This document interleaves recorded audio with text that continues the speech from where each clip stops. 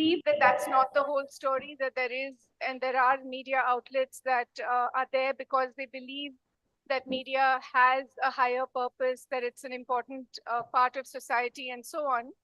But there's no getting away from the fact, and particularly now, from the fact that ultimately you have to find a way to sustain yourself. Even if not to make profits, you have to find a way to sustain yourself financially. So given that backdrop, what does it really take to reimagine communications from communication and media from an economic lens in the 21st century? And that begs the question of why do we need to imagine? You know, it suggests that we haven't done a very good job of imagining, um, and our limited imaginations have yielded a present that we're not very happy with. So here we are in 2025, already 2.5 decades into the 21st century. And on the various panels over these 2 days, we have the collective task of reimagining communication studies and practice in ways that can maybe open up some productive questions and point to some pathways to answering them. So again, what does it take to reimagine anything, particularly a discipline and a field of practice that is so transient, so nebulous, so difficult to really pin down as media and communication studies?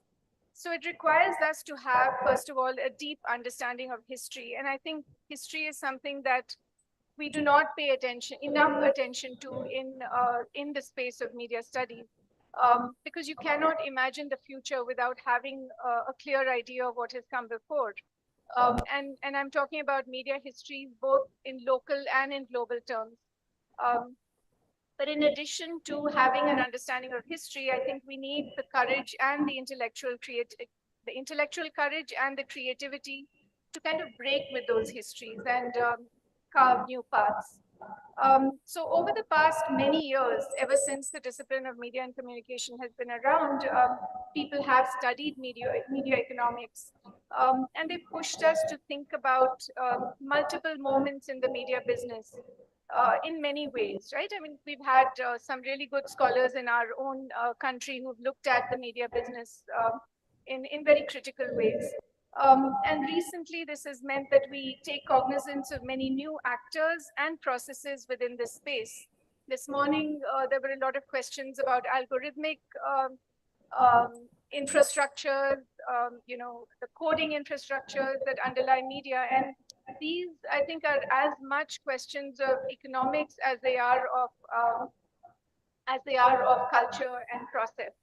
And we've now been talking about not really the media itself, but as the media and creative industries. And many of the schools in the West, particularly, have rebranded their departments as departments of or schools of creative industries. And I think this also implies that media economists, or those who study the economics of media, have to look beyond the traditional formations of producers, distributors, and consumers, because we've really expanded that imagination of what it means to be a media person, what it means, what media mean, and what it means to consume media. So particularly in the digital, we've moved from 10 years ago, we talked about the creator economy, then we talked about the sharing economy, then the attention economy, and now we're talking about the engagement economy. And when we attach the word economy to each of these ideas, we're clearly marking the relationship between the cultural process of consuming media and its economic implications. And another word that has really entered media studies, I would say, in the past 10 years or so is labor.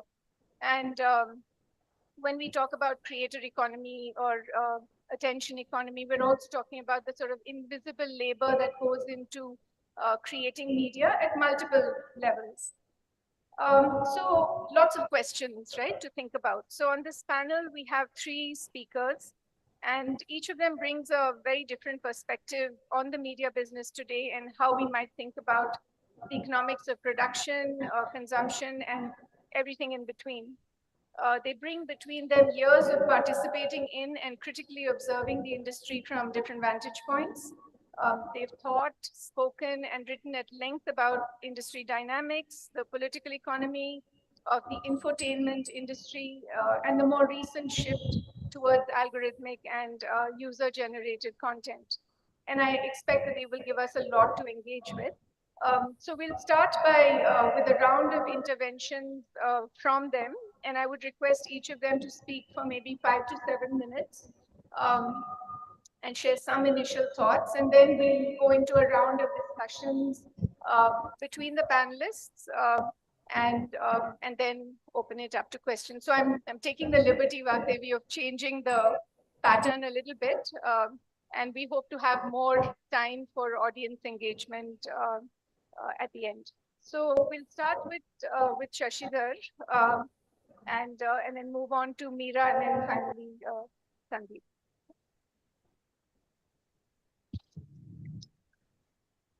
Okay, to speak from here. Hi, good afternoon. Welcome to a stimulating post-lunch session, but pre-coffee session. So please look forward to the coffee. So it's not, all is not lost. And thank you, Usha, for the introduction. I think you've set the stage very well for what I was going to say in terms of the economics per se, because I also wanted my intervention to talk about economics in a kind of a broader scale. In fact, that might be the reimagination that I want to bring in to the discussion, because reimagination is not that easy, because imagination per se seems to be a challenge now. Because the imagination seems to come from interventions outside of the media and community communication fraternity.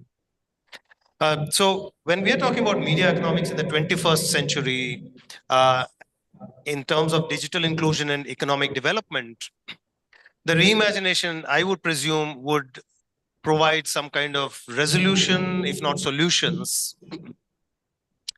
But as you rightly mentioned, Usha, the future cannot be imagined without understanding our history in terms of how we historicize what processes we go through. So what processes are involved in the production and consumption of media is to me of concern. More of the production part, but then because we live in, again, what I mentioned in the morning, a prosumer society, or it also is a prosumer economy, it cannot now be divorced from each other when we say production and consumption. So I call my side of the intervention presentation, representation, and the economics of the media prosumer. By the way, I faltered on representation because I literally call it representation with the hyphen in between. And the reason I do that is because representation sometimes has been questioned, not so much presentation. If you think about what presentation is, it is a part of the production process of the media. So using that process is how we consume the media, media products, media messages, whatever you might want to call them. And the production of those messages happens as a result of what Altair and Snow called media logic. Right? So media logic therefore becomes the tool, the economic tool by which media produce their messages. And in that, it's a well-documented scholarship, honestly, about media logic. I don't have to dwell on it too much. So they said, Altair and Snow, back in 1970, that these are self-defined formats in which economic processes happen, in which they produce the messages using formal and informal rules to present the world to us. So this is a presentation model, not so much of a representation model, if you think of it in economic terms. So it is also a social, it's a result of the social contract we have with the media. And with that social contract, the media logic works very well because of what we spoke about in the morning, which is the dependence on trust, if we can use such a redundancy. And so our dependence on trust makes sure that we abide by the media logic, whether or not we adhere to it. And also the fact that we now live in a media prosumer society leads media logic to become the media truths. So these media truths is what I am primarily concerned about in one of my recent works. And I go on to present some features of media truths, but we can talk about those later. But the one word on media prosumerism and why that is an um, economic factor and not necessarily just a social factor is because um,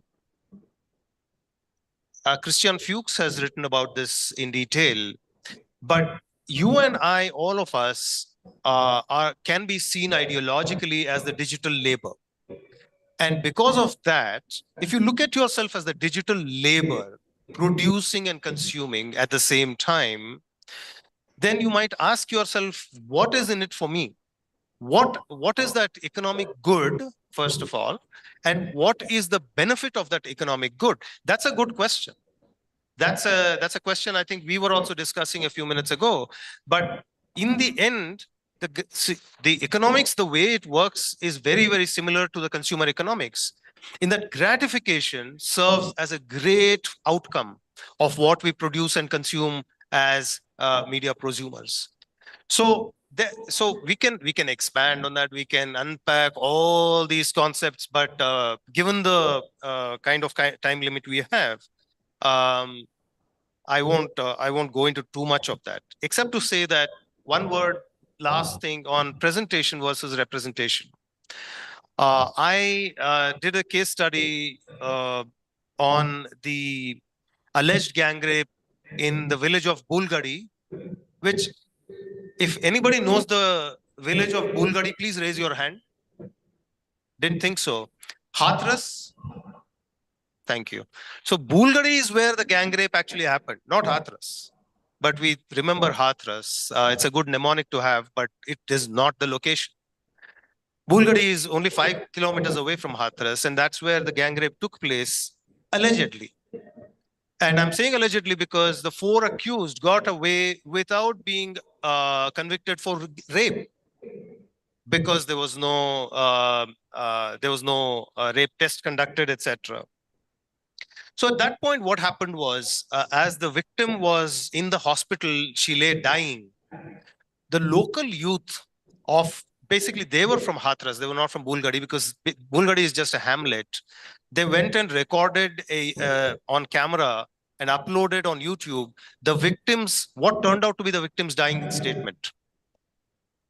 The victim actually later told the police something, but this was her dying statement that was actually broadcast on YouTube. And in it, she accused 4 upper caste men of her village of gang rape and torture and basically torture, because of which she died. The police immediately discredited that video. But what happened after that is that the video got less than 100 views on YouTube and about 3 likes or something like that.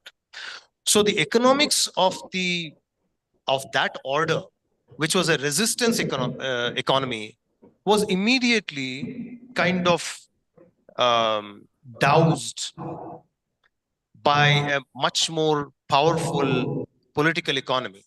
So because of that, the sentiment was still polarized and divided.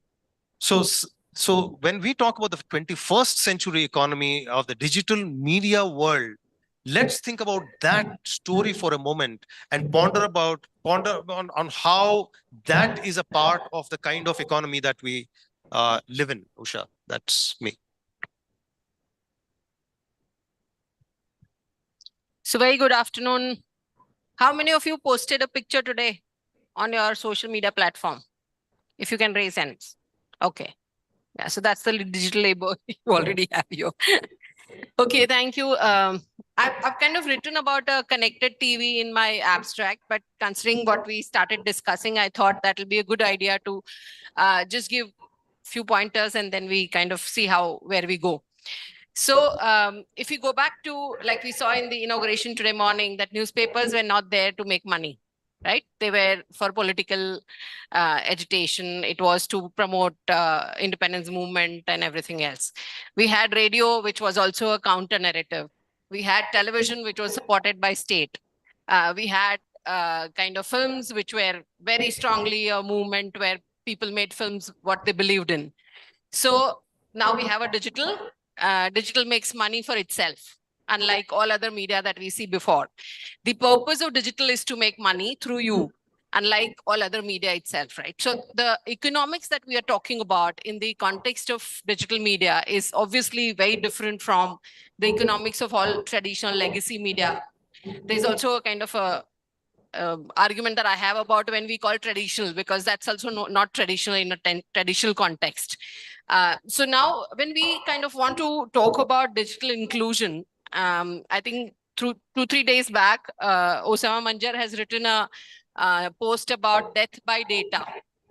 And you can Google, and he kind of cites stories about how people are kind of dying because they're not a part of a digital economy. And these are all kind of a rural or disadvantaged communities that we are talking about who are still not part of a mainstream. Even in a room right now, we had about 4 people who had posted a picture. So fortunately, all of us are not 24/7 digital. That's kind of good sign, according to me, because I personally still debate online offline combinations personally as a researcher. And then we are talking about economic development. So obviously any technology is claimed to be a development, and then somebody raised in the previous session about crisis of technology compared to crisis of communication, and that's kind of another additional complexity that we go there. What is happening with media courses that all of us teach, and Ujjwalji was raising in the morning, that we are not teaching them how to make money out of media. And that's where my context and point comes from, that I don't look at media as only in the business of making money, because I came from a historical context and training where we believed that media can make a difference. And I'm sure all of us have small rays of hope where media is still doing what media should do and media can do. So there is not everything is lost so far, is kind of probably a hopeless hope, but there is a hope. And then now to kind of come back to television, which is what I kind of understand a little better, is that conventionally and traditionally, and as already raised by Usha ma'am, that we are getting into an engagement economy. So television as a medium is now completely getting into that mode where you will buy immediately. So you have a kind of something being sold on TV, and it's a connected TV, and you kind of have a call to action button, and you are going to kind of directly buy on Zepto or Blinkit, or nobody paid me money, I'm just giving an example, and you are going to kind of buy that. So your television is going to become your e-commerce platform. And that will kind of probably also change the economics of other media, is kind of my understanding, because traditionally television was becoming a free to air, and it was kind of addressing a mass audiences, and advertisers are going to go where money is, because media is just a vehicle for advertisers. They are not interested in any of us. Largely they're interested in their sales lines. And with connected TV, what I'm foreseeing as a kind of a television studies person is that your television is going to take over your internet. That means your digital media is going to shift to your connected TV, because you still are kind of contemplating when you are on digital.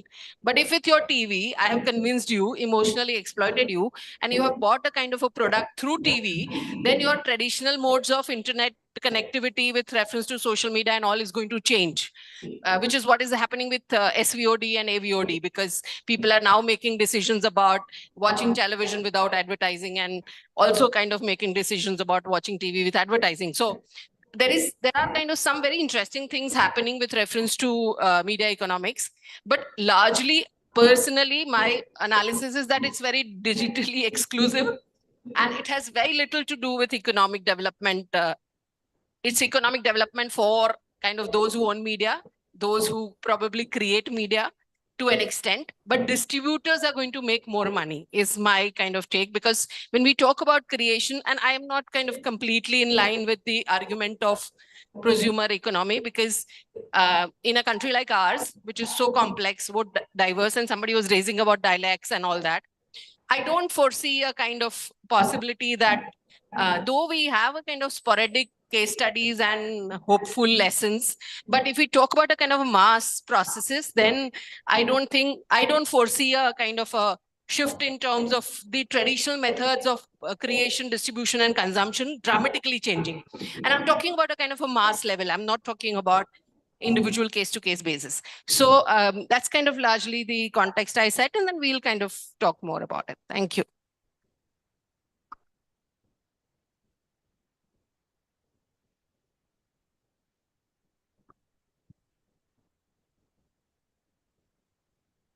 Hello.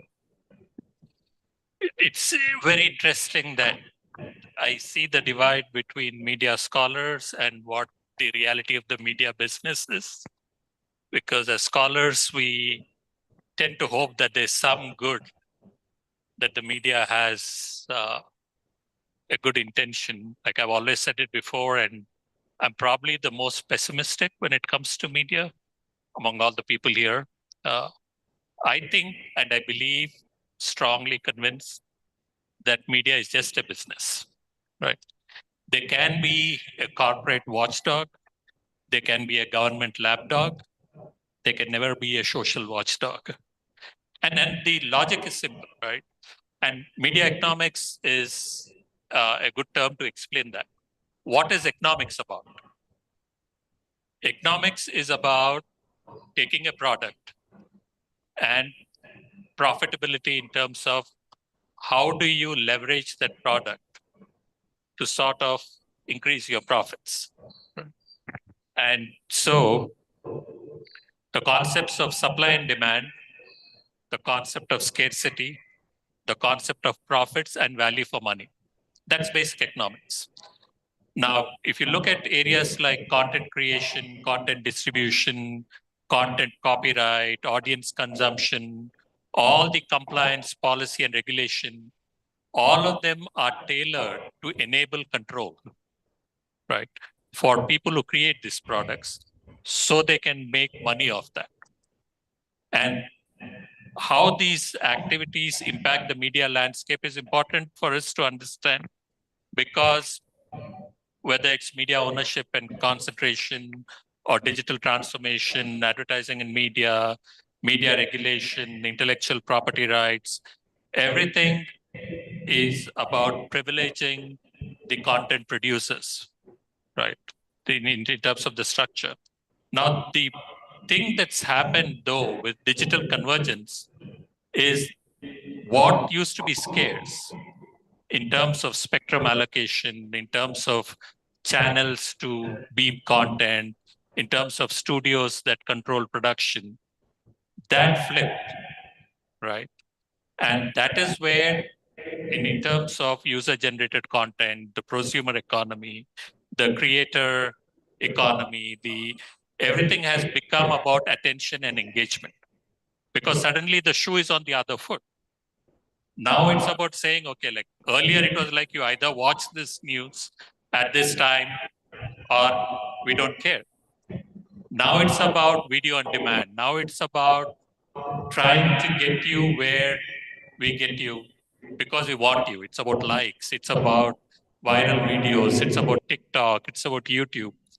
Why are we doing that? Or when I say we, the media businesses are doing that is because audiences have choice.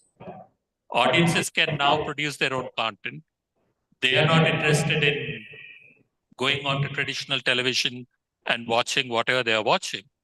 And that is sort of flipped the market model.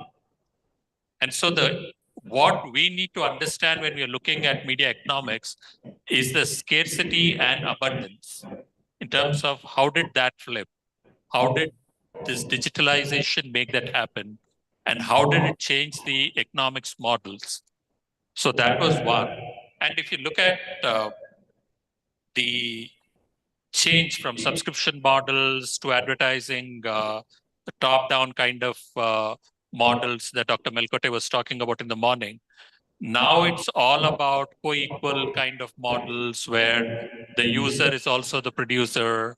It's also about technology companies, platform economies. It's about streaming. It's about unified payment interfaces, and the technology revolution. It's about making everything accessible through the mobile phones, all intended to sort of again capture the eyeballs, capture the clicks, capture the ratings. So that and a good indication is how advertising has moved online, right? So in that sense, when you're talking about digital inclusion and media economics, uh, things to remember are the rise of, and I'll give you only a couple of things. One, the rise of short form video, right? The consumption of short form video year to year has grown about 150%, right?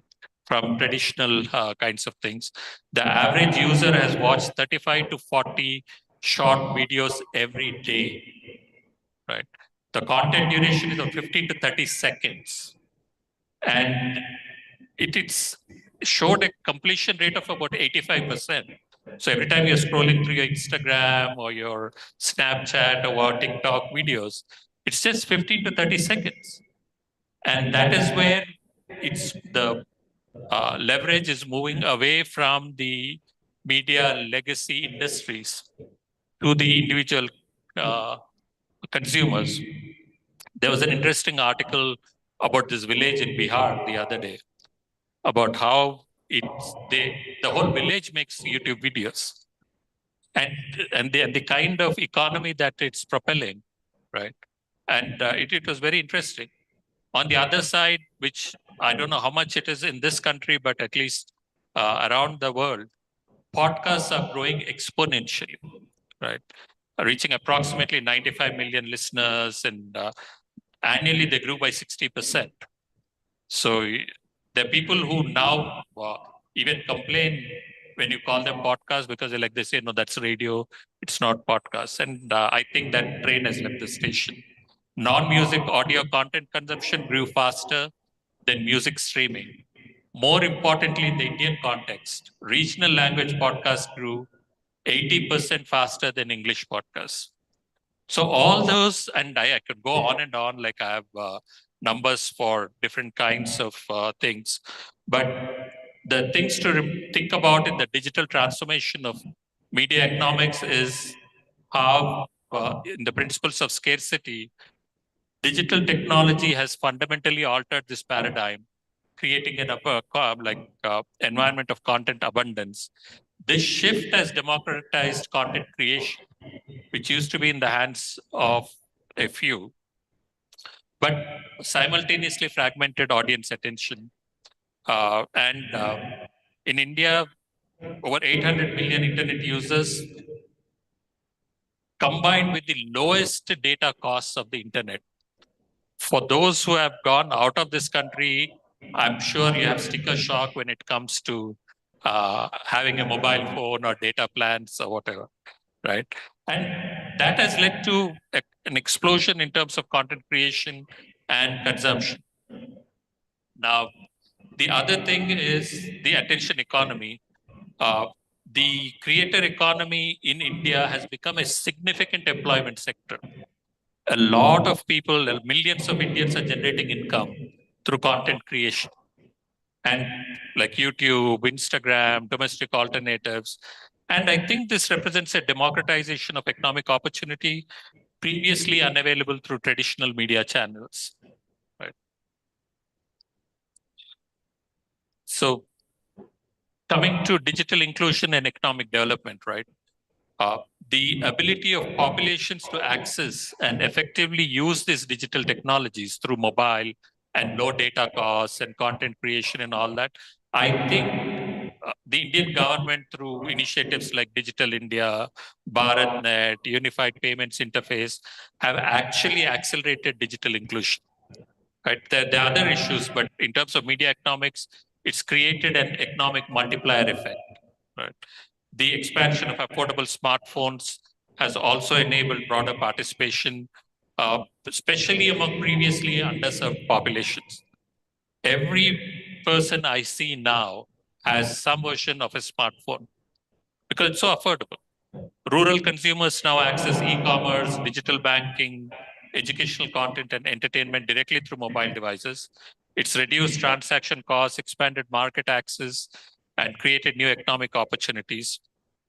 And there's a lot I can say about that, but I'll skip to one more thing and then I'll stop, which is the future trajectories in terms of emerging technologies like augmented reality, virtual reality, and the conceptual metaverse. That's the next frontier in media economics. So when you're reimagining it for the 21st century, that is where we need to be focusing on in terms of, because these immersive technologies promise new forms of content creation, consumption, monetization that may reshape economic value chains. For India's economy, early investment in these technologies has a lot of potential to position this country as a developer rather than merely a consumer, which it used to be with in a couple of decades ago. And what makes this possible is India's strengths in IT services, creative production, animation, and the large domestic market, right? It creates potential advantages in this emerging domains.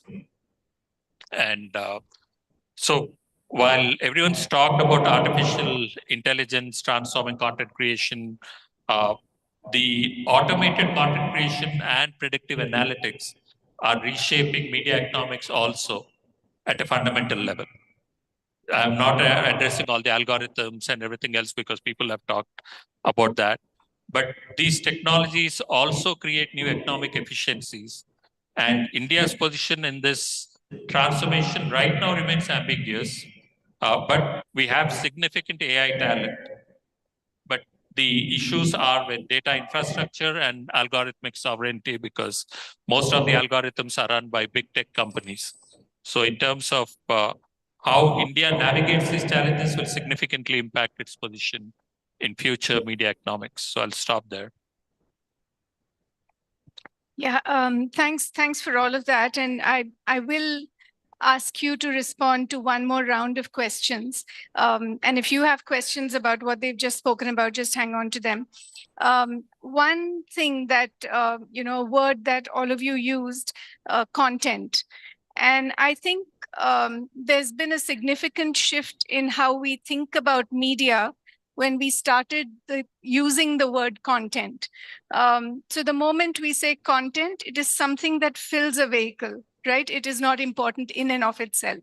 And so there's been a lot of critiques about this and about the fact that the moment you remove value from intrinsic value from creation, and the value resides in it being a filler, then what does it do to how we understand value in media, right? Which is both, it's simultaneously an economic and a cultural question.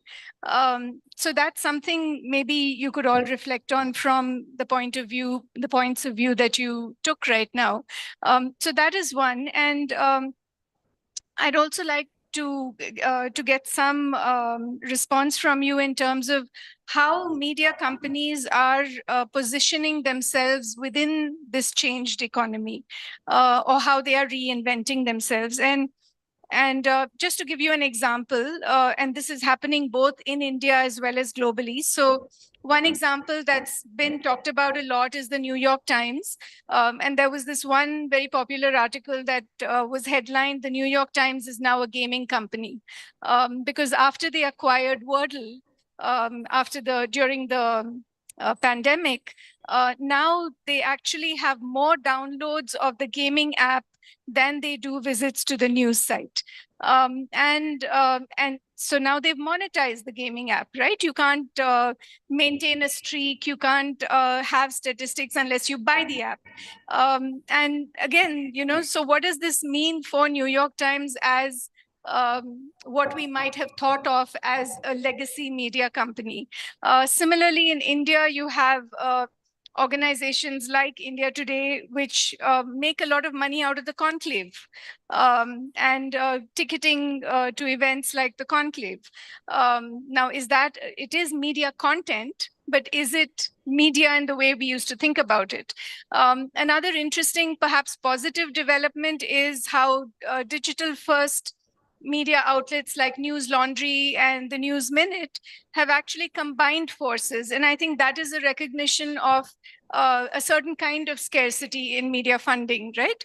And where they are now saying, okay, we are not going to compete, but we are going to collaborate because we recognize the landscape of media today. So those are some additional ways to think about changing ideas about media and economics in current times. But if I had to just throw back the question of content, you know, I know that Sandeep, you said that in some ways, access, low, cheap data, you know, availability of smartphones has democratized media, but has that just ended up in a sort of excess that again creates a sort of challenge, right? Both culturally and economically. And then we can take it to the others. See that, I mean, we talked about the New York Times and how it's more about soft apps now than about news, because the whole focus there is about generating revenue, right? So in that sense, that's personally, I think, I mean, there was never anything like media objectivity. There's nothing. News objectivity was never something I believed in. It was more about sort of a certain viewpoint that you knew where they were coming from, but they were editors, they were gatekeepers, so you could trust within that framework what kind of news you got. Those guardrails have been taken off now, right? And that is where I also talk about the need for the education system to innovate now, to move away from teaching disciplinary content only to developing critical thinking skills, to developing problem solving skills, and all that combined with the short attention spans that are increasingly becoming the norm. Right? The fact that so many people watch 30 to 40 videos a day, but each is about 15 to 30 seconds, and still it has only an 85% completion rate, shows how much of a proactive gratification model it is. If it doesn't instantly gratify you, then you just flip and you move on, right?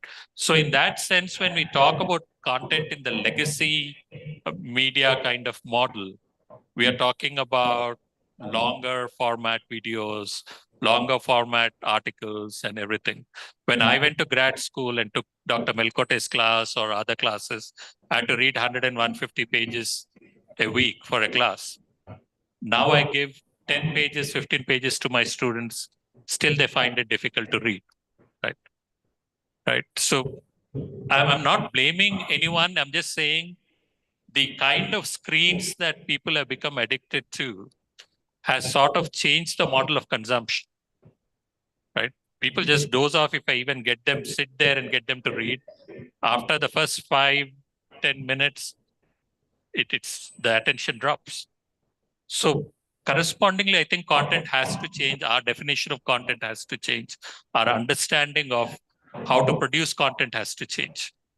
So no longer can you make 20, 25-minute documentaries. We can make 5-minute webisodes that continue over a period of like 12 kind of thing or 13 kind of thing. As a media producer, I get my students to do that. But that's where I come from. And I'll let both of you respond and then.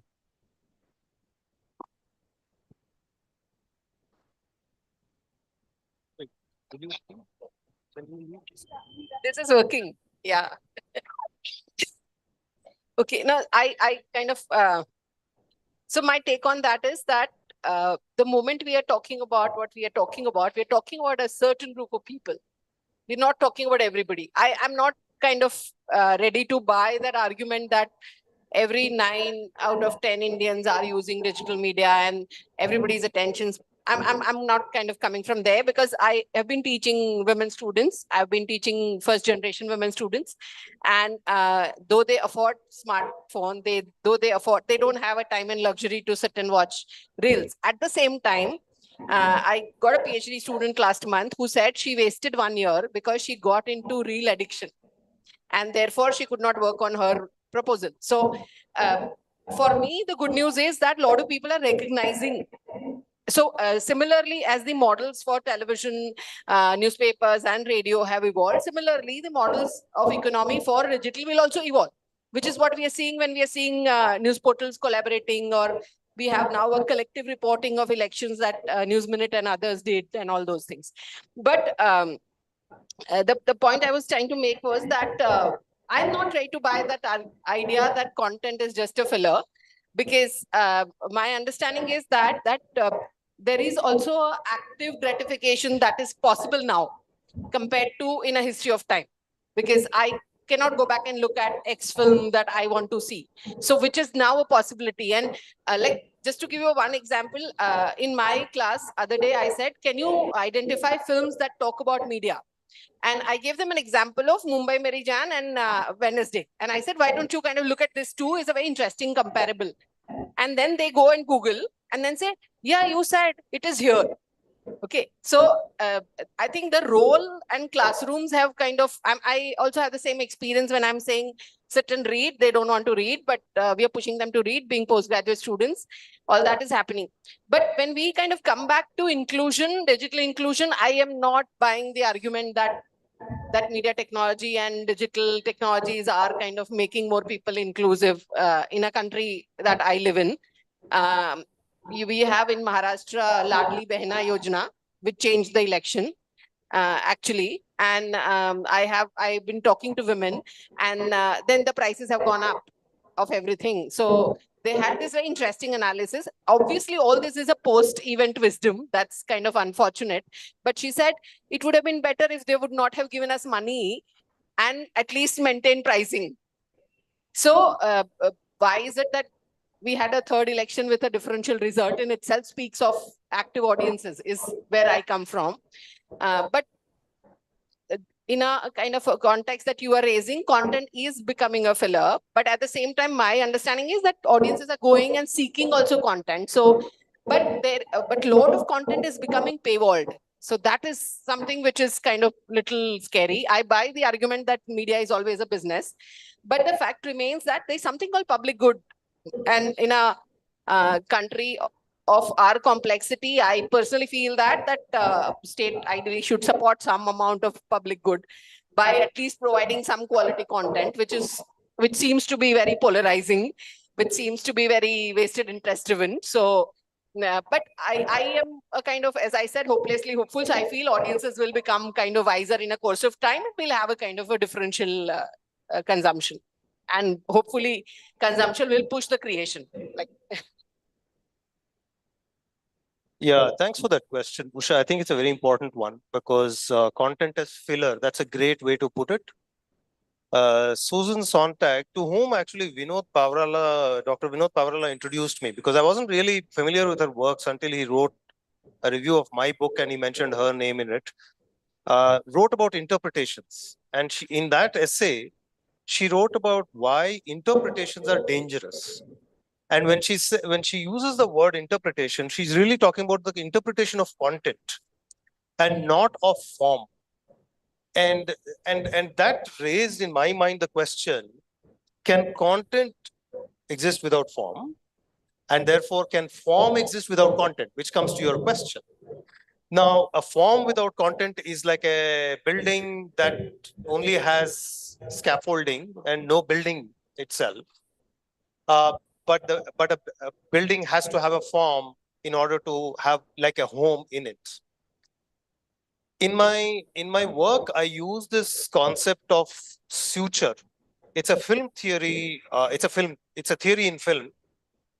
The suture theory came about thanks to Oudart, Miller, all these French guys, to talk about production as how do you produce a film, and what is that concept of suturing? is basically the thing about editing. So how do you edit a film in order to tell the story? It is not what story you're telling, but how do you tell that story? But when you look at it as, and I looked at it as a critical scholar, or when I look at it as somebody who is also questioning that, I look at it as an outcome of the story. That is, without that story, the storytelling process would not exist and would not vary from, say, film to film. And therefore, when we say that content has become filler, to the extent that Sandeep was mentioning, which is that you have like a 10-second video, a 14-second video, and we are consuming 20 of those, it raises three questions in my mind. So I connect content to three kinds of elements, let's say. One is the interpretation that I talked about. The second is the presentation, which is the suturing. How do you suture? Think of your world as a fabric. And a story is a disruption. It peeps through, it cuts through, it pokes through. And somebody, somewhere, is suturing that surface so that the world remains as it is and the world order is maintained, so to speak. And if I have to come just purely from the news or information angle, that actually happens in our world. That suturing of the world order, right? The suturing of the world order is necessary because the content of what is produced is dangerous to that world order, is disruptive to that world order. So that presentation is very, very important when it comes to content. And the third one, and this is the most problematic one that I have in my mind, is what is the relationship between content today and learning? So has learning gone down, or has it gone up, or has it remained the same as a result of the kinds of learning that happens on social media, on news from social media, on content from social media, reels, etc., from these shorter versions of the truth? Is that bottom lining everything so much that we are learning a lot, or is it bottom lining everything so much that we are learning nothing? So content, I think, is a little complex, but I think I made it even further complex. But I think the concept that you raised, which is that is content really now a filler? From the economics point of view, I believe that even as prosumers, we are filling content in order for visibility.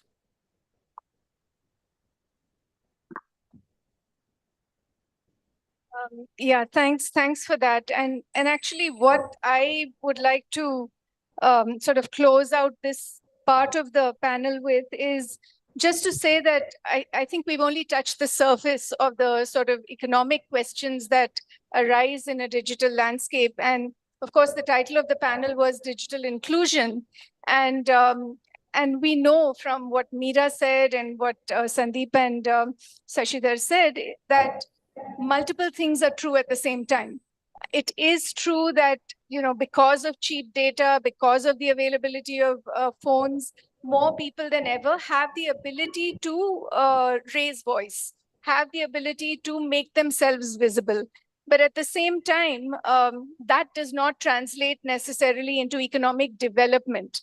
And then there is this whole other aspect of economics that I think has surfaced now, which is invisible labor, right? And all of us, as Meera pointed out right at the start, are engaged in some form of labor as media consumers as well, which we had not really thought about in pre-digital days. And there's this excellent work by Brooke Erin Duffy about the influencer economy. And she says, not getting paid for what you love to do. And people want to become influencers. They see a few success stories and they're driven by passion. But what becomes invisible is all the labor they have to put into it. And I think this is true for reel creation, for podcasting, for all these forms of small media, which are touted as the democratic sort of groundswell of media production. And I think there are a lot of hidden economic questions that that are ripe for the picking for young media scholars today. Infrastructures, digital infrastructures, for instance, right? Whether it is the soft programming infrastructures or the harder infrastructures of data centers and wiring and satellite dishes, and the small infrastructures like ring lights. The sale of ring lights really skyrocketed during the pandemic because everybody who wanted to be on Instagram had to have a ring light.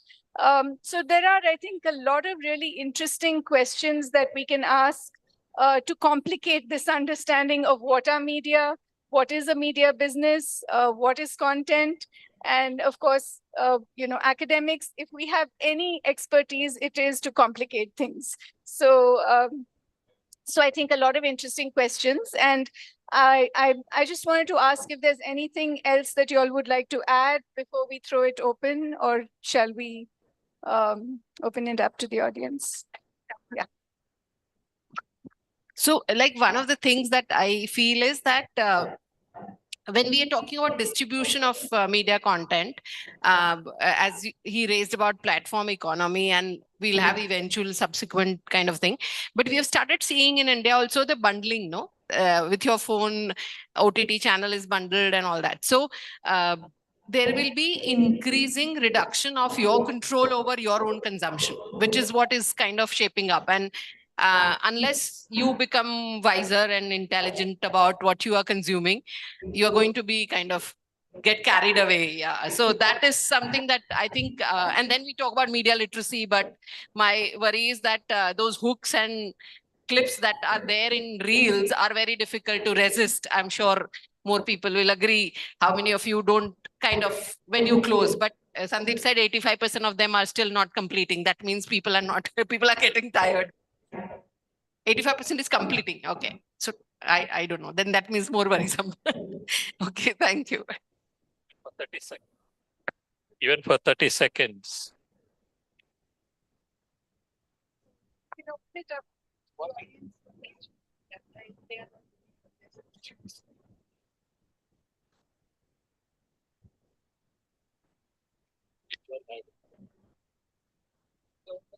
Others ask questions. Mine is a comment. I can come later. Maybe we can start with you. That might prompt the others to ask questions. In the Gujarati and the Bengali marriages, the groom's job is differently looked into. So in a Bengali marriage, if the groom is a government employee, high on the marriage market. But in a Gujarati marriage, it's a discredit. If the groom is a businessman, it's high on the... So the problem, this Bengali marriage market syndrome often affects media academics and media practitioners both, particularly the academics. So that word business, word earning in media becomes sometimes touchy. And that's why in most universities, most institutes, media revenue does not appear to be a program course. There is no course on media revenues. My questions, for example, when NDTV, Ravish Kumar changed hands and Ravish Kumar shifted, or rather resigned, many people thought that is the end of his journey. Today, Ravish Kumar and his team earns much more than what he was earning in NDTV. Have we ever done a study on the business model of Ravish Kumar or business model of Dhruv Rathi? Prajakta Kohli or Bhuvan Bam, so-called influencers, we may debate on that, but they command more than 3 million plus followers, subscribers, and they're earning huge money. The TV internet convergence leading to NDTV.com earning more than NDTV. The print internet convergence leading to IndianExpress.com earning more than Indian Express. The multimedia convergence in Times of India leading to Times of India print revenue less than half of Times of India non-print, the other offerings. Bahubali and Chota Bheem are done. We know their income, but they are still earning from non-film revenue sources, and there are many. There are almost 8 markets or 8 sources of revenue of a successful feature film. Do we teach in the classroom? We don't. Subscription models with tiered offerings. For example, Spotify or Netflix It's not about just subscription. There's a tiered offering. But this whole concept does not now, it's like a business discussion. No, that's a media discussion as well. After all, that survives the media. That actually gives the pumps in the blood for the media to continue. Freemium and membership models, partly behind paywalls. Paywall has been already mentioned. Now, you cannot put everything behind paywall. Then there is a problem. So creator-centric and decentralized models of revenue, that's another. Brand integration with content in film promotions and other brand integration. Experiential revenue. The way 2024 had large concerts in India, it has never been seen. Coldplay. I was in Bombay Coldplay. I mean, it's the largest concert ever in the history of India. I was also in the Brian Adams, that was also reasonably learned.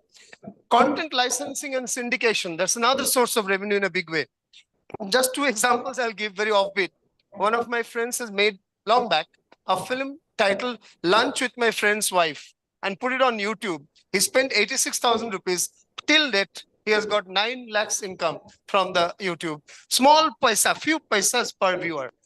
Notebook, another film made by Vivek Vaswani, very well-known guy, could not find a theater release. He took to institutions and already covered the cost of the film. The point is, there are experimental ways of earning. So media is neither only for public good, nor only for being a corporate lackey, and should not ever be just a government lapdog. It's some balance has to be there somewhere between the public good and the commercial interest. But we talk about the public good in the classroom, we hardly talk about the commercial interest. That's all. No, thank you for that. In fact, I think, Vinod, maybe you can support me on this. Our media economics and management class actually does look at these multiple forms of revenue generation. But I think, and no argument at all with the points you made. I think it's there's a lot to learn from looking at these different models.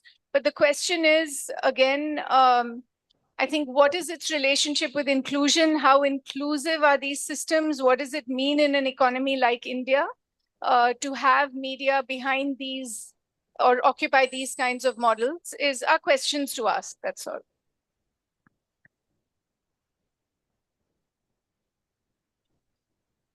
Any volunteer? Hi, ma'am. Good evening. Thank you so much for this beautiful discussion.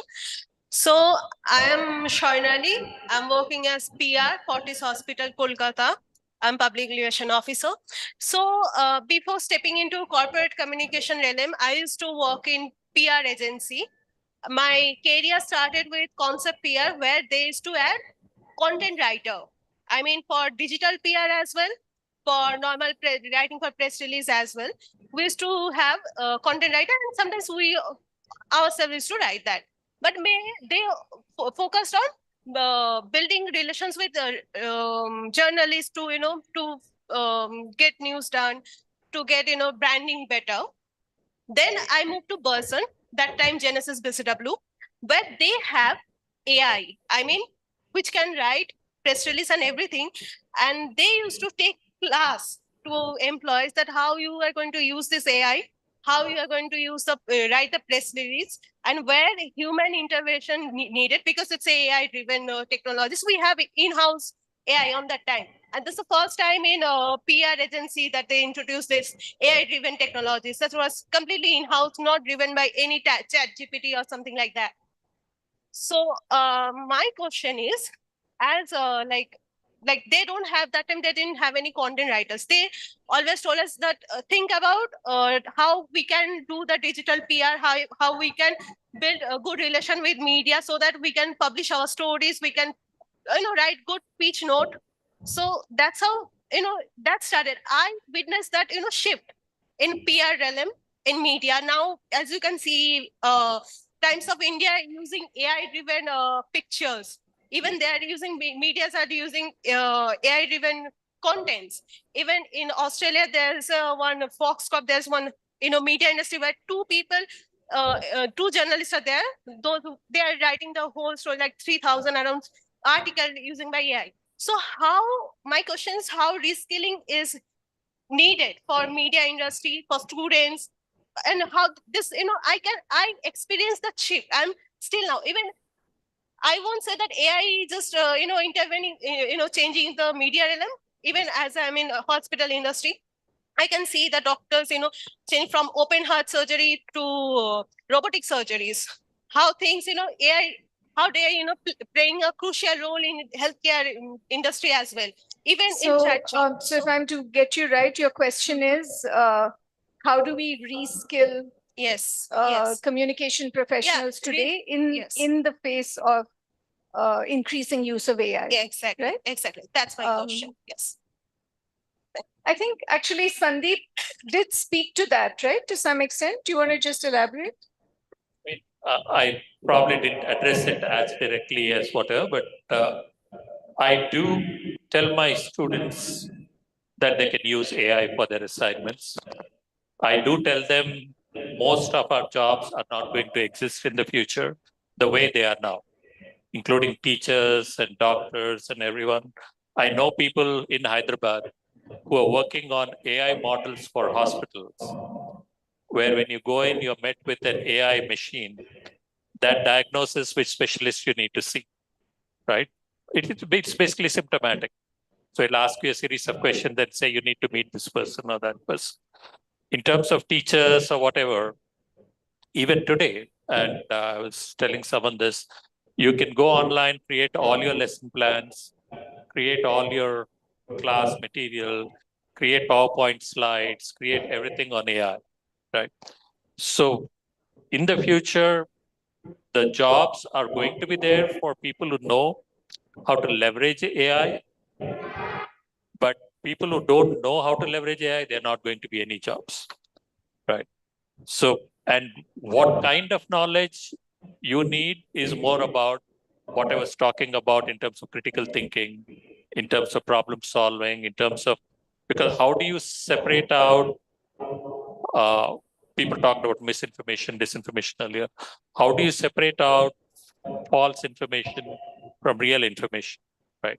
I can sit here, ask AI to generate a paper on nuclear technology, and it's not 100% accurate, right?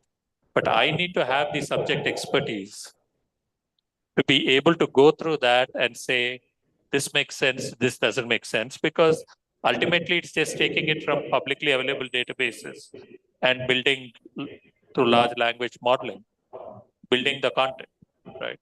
So you still need to be an informed consumer of AI, and that is where those jobs are going to go.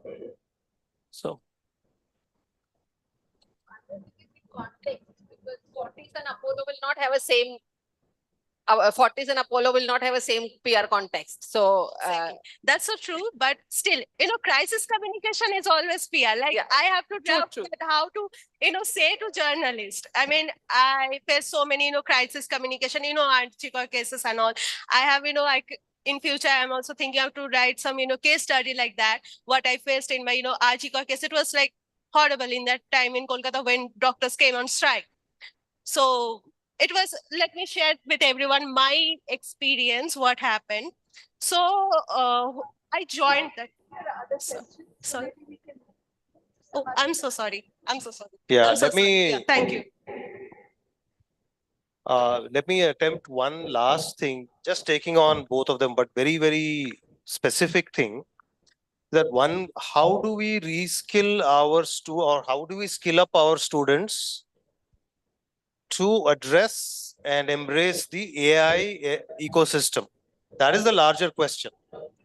And the answer to that in a communicative context, for example, a communication manager such as yourself, first needs to know how to, first needs to understand AI in terms of prompting. How do you actually write for AI in order for AI to pick up your question properly? So more than knowing the answers, a PR person needs to know what questions to ask of AI.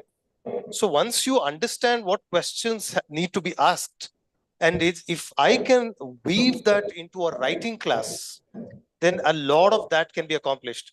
That is exactly what we are doing right now. So it's not as though universities are not aware of this or not taking it up at all, but AI is the ecosystem. I can't say one writing class, I'll just teach AI. It's not going to happen. So that so it spills over to what you were saying about assessment, for example, right? How do I make sure that somebody is just not copying off of ChatGPT is a problem which is related to this. In constructive terms, I can interpret it as, how can I help the student use ChatGPT and go beyond what they would have normally done?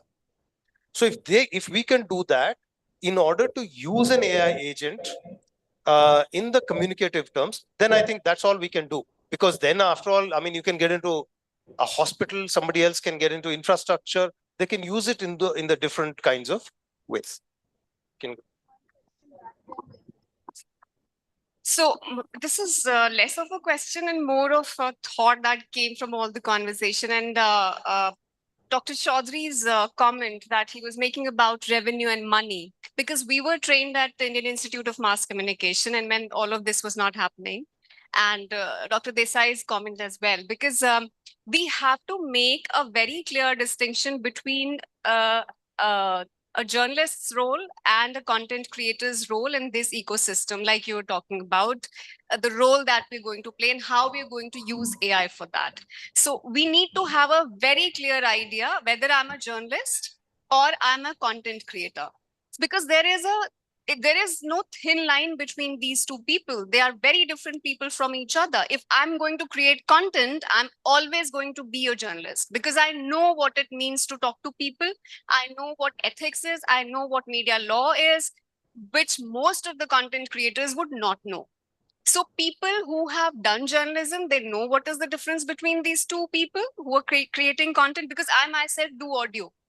I do podcasts, but I'll do it in a different manner from what Prajakta Kohli is doing. I would not go for brand promotions the way she can go because I have my own training. So we come from two different streams. So that is where I think the most reimagination has to happen also, because we have to see our roles and the training and reskilling that Swarnali is talking about would follow that. I think the media schools will have to teach the skills, definitely. But that the decision is going to be mine, whether I'm going to create content as an advertorial, which was a very notorious thing in journalism earlier when MediaNet was a big thing in Times of India. But now that has changed. So we have to make a distinction. That's one thing. And money is definitely important, but I would still think and would like to think that like Dr. Desai was saying, that we still have hope. And we have to decide how that hope is going to shape up in this economy. So that is what I just wanted to say in terms of reskilling and making it.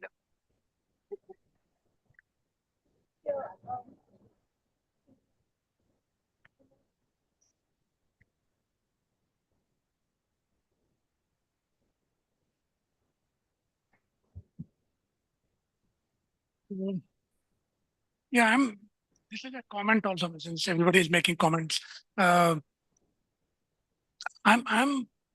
suggesting that we stick to a traditional political economy approach to digital media up to a point. I think we need to do that.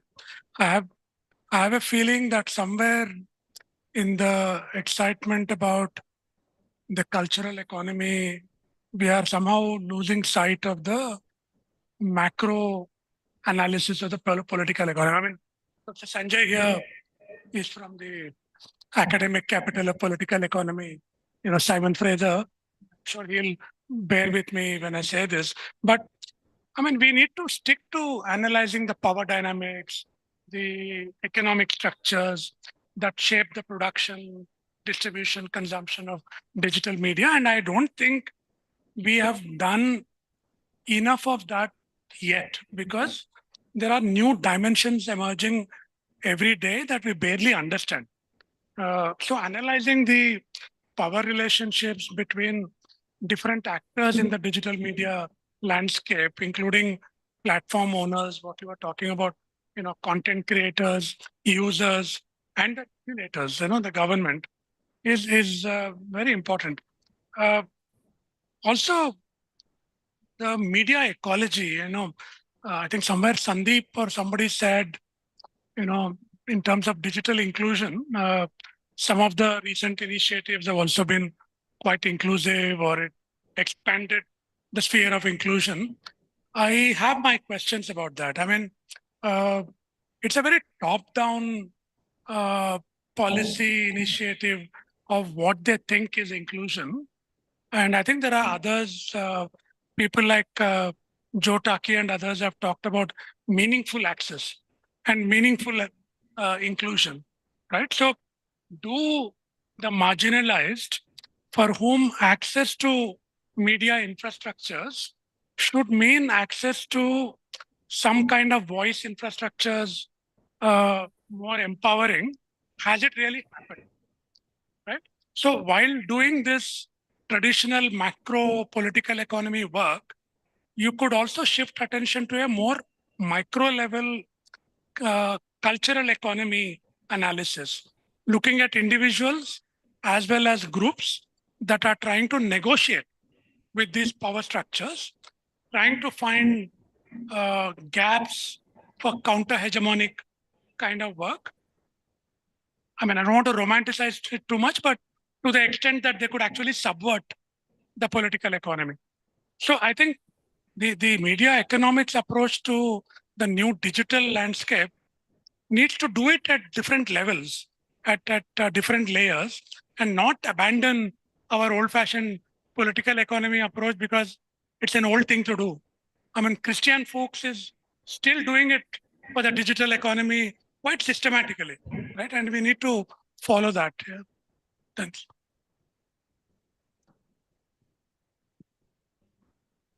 In fact, absolutely. In fact, I think the political economy lens is the one that works because, and now, of course, there are these other movements, right, that are trying to resist big tech platforms and so on, and trying to talk about transferring cooperative values to platforms.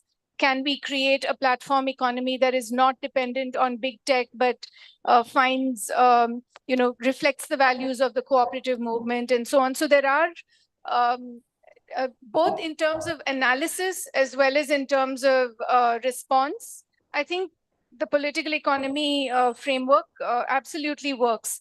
Even if you look at a lot of the work around the gig economy is coming from a political economy standpoint. Yeah, the work on labor, which acknowledges that it is the big, the macro structures that are also reflected in the way, platform economics kind of trickle down. So the whole disenchantment with the gig economy and the critique of the gig economy has come from people who take a political economy approach.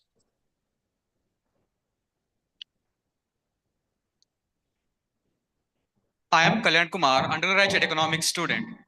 When we speak about media and economics, in economics we study that consumer choices should be driven by unbiased information.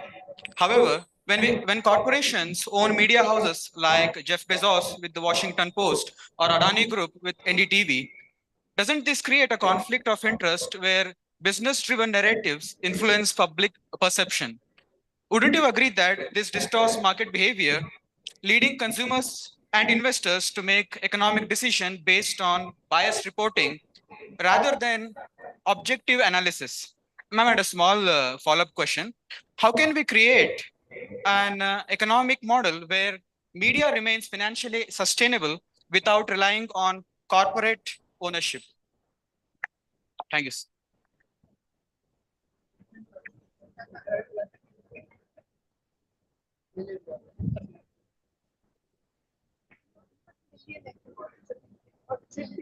No, we agree with what you are raising because that's precisely what we are saying, that the corporate owned media is going to be the future and decentralized media. But you can sit down. So I think that's what we were talking about for all this time. That's what I thought. So that's actually scary because there's going to be a very unipolar definition of the world. But then at the same time, as Sir raised that how Ravish Kumar can also create a parallel stream of kind of revenue for himself, which is more than his NDTV. So we just have to kind of hope that there'll be more Ravish Kumars and Rathis of the world. I don't know how they are right or not. That's another debate. But to make money out is something that we can have a counter narrative, which is what precisely we're talking about. And Parula sir, I just want to raise that when we had a kind of a linear television, Doordarshan, we also had people who were not a part of that economy. So similarly, if we'll have a connected TV or a kind of a mobile economy or everything, there are still going to be people who are outside that economy. But people who want to sell will always create a kind of market for those people also. So we just have to kind of probably assume that there is going to be a kind of, even if we hate that word, there is going to be an alternate media and there's going to be a secondary audience, and there's always going to be a kind of multiple markets at the same time. That's what my understanding. Because big newspapers, like when we talk about big story about regional media, the reality remains that a lot of regional is also actually copycatting of English, no? Or kind of some Italian or some Russian thing. So there is a lot of work that people have done, Sarabani, Mohammadi and all those people have done. And also happening with serials, because Hindi serials are being dubbed in Marathi and all those kind of things. So to kind of assume, but personally, if it's a very personal opinion, my understanding is that the audiences locate what they want. They may get carried away. They have that they come back. Like that's what my understanding is, and that's one of the reasons I believe that at some point we'll have a kind of a sense of balance will prevail, kind of thing. But that's a hope. I understand that, and there is a product placement which is kind of pretty in your face now. So you have a kind of an influencer who is giving a show with you because that actress has a film, but that film is bombing, no? So we just have to be kind of happy that audiences are still deciding that the film should not be watched just because the influencer is selling you that film. So that is where I'm coming from. So that's my context. Yeah, I think you made most of the points that I wanted to make also, in terms of, looking at it not as a micro thing, but at a macro economic level, where when we make this assumption that the product is objectivity and the product is unbiased content, it's a very unstable concept, because to be able to guarantee that it's unbiased is impossible, first of all. And my personal argument is that to create unbiased content is impossible. So there is no such thing as objectivity, is my view. And if the more and more you scratch on that surface, the more it is becoming clear in today's world that clearly there is a bias. That's point number one. Point number two is, let us also not assume that this is some kind of a natural gravitation towards bias that has happened. The gravitation is not natural. It is an outcome of arm twisting. It's an outcome of political interference, and it's an outcome of, the Adani takeover that you mentioned. It is systematic.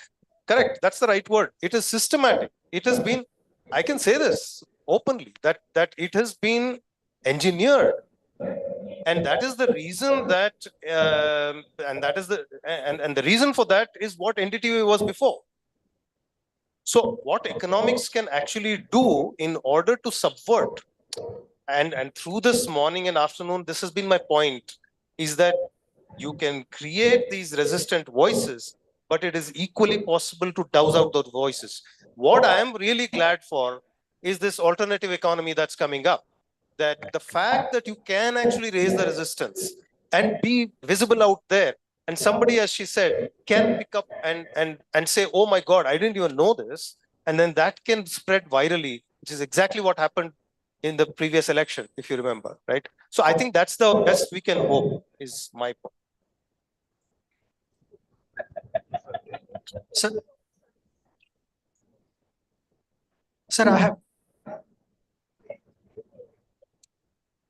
I have one small question in terms of content creation. See, for example, nowadays we are in the era of artificial general intelligence, where data is everything. And nowadays models have this capability of reasoning. So the question is, in future, after next 10 years, there is a possibility that these models may have been trained by the data which is already generated by one other model that is already present. So the model collapse may happen. So in future, we right now at present, we cannot differentiate the human generated content and AI generated content. In future, these models are trained based on the data which is already available, generated by some AI model. What will be the future, sir?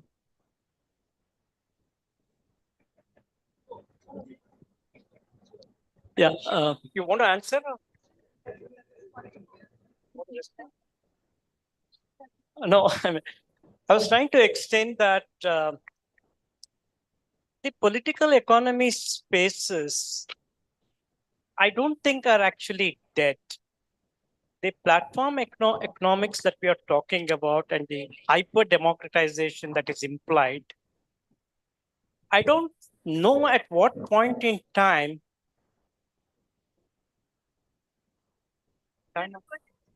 at what point in time the prosumers will get into a monetized way of revenue for the platform. That's point number one.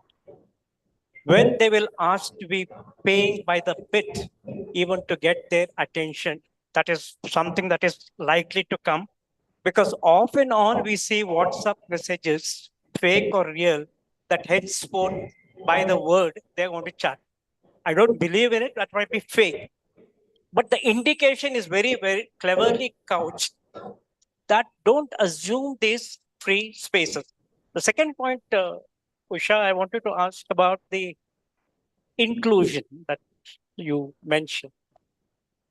Are we assuming inclusion in the larger macro discourse that certain sections are not yet participating in this free for all prosumer, this one? Or are we saying that certain kind of voices are getting more privileged and therefore inclusion is still an piece for argumentation? I just would like. Thank you. So I just wanted to quickly respond to your question on, AI collapse or model collapse. There's a lot of writing now about slop, AI slop, which is basically AI generated content that, draws on other bad material, basically. And I think as models become more sophisticated, there will be a way in which databases are differentiated. I mean, I think that's a recognized problem. I think those who are developing AI models recognize that this is a problem. And so it is, when the problem is recognized, definitely a technology will be developed to deal with it. So it is a danger now, but I think that danger will lessen as models become more sophisticated. I think so alongside that, we need to develop the ability to discern slop at this point, which I think a lot of people don't have. So that's some critical education that we have to do. I don't know if Meera wants to respond to Sanjay's question, but I think inclusion is of both kinds, right? Both in terms of access to the means to articulate voice and the macro structures that enable that voice to be heard. And I think that's where, Shashi's point about suturing over, even where there is the possibility of raising voice, if the macro structures do not allow those voices to emerge, then that becomes, that's a problem, right? If I get your point. But yes, clearly these are discussions that we can continue to have. And I have a signal from the organizers that we're at the end of the panel. So thank you all so much. And thanks for staying awake.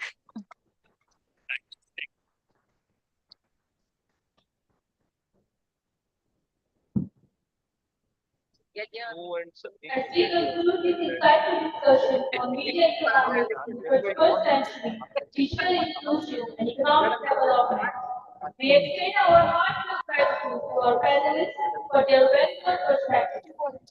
I now invite the convener to express a moment to our speakers for their time, expertise, and enriching contribution. Not for me. Vagdevi, not for me. Yeah.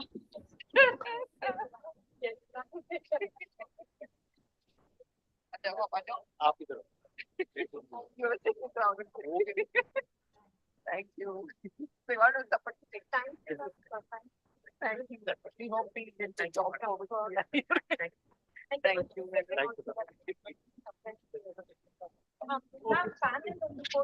Please. ಬೆಳಗ್ಗೆ ತಗೊಳ್ಳೇ ಇಲ್ಲ. Yeah. Should we stand in front? No, it's okay. Come. Lighted and so much. Yeah. Overlight.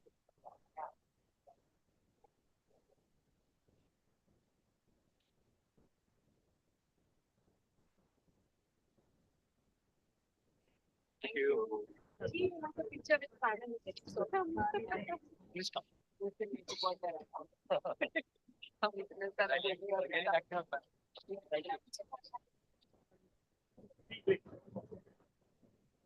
There is tea arranged, please have some tea and head towards the technical session. The technical sessions are organized in the PG block on the second floor, and the room numbers have been intimated to you. Kindly email look through your soft copy and head towards the room. There are volunteer students delegates who will guide you through the room numbers and help you whatever assistance you need. Thank you.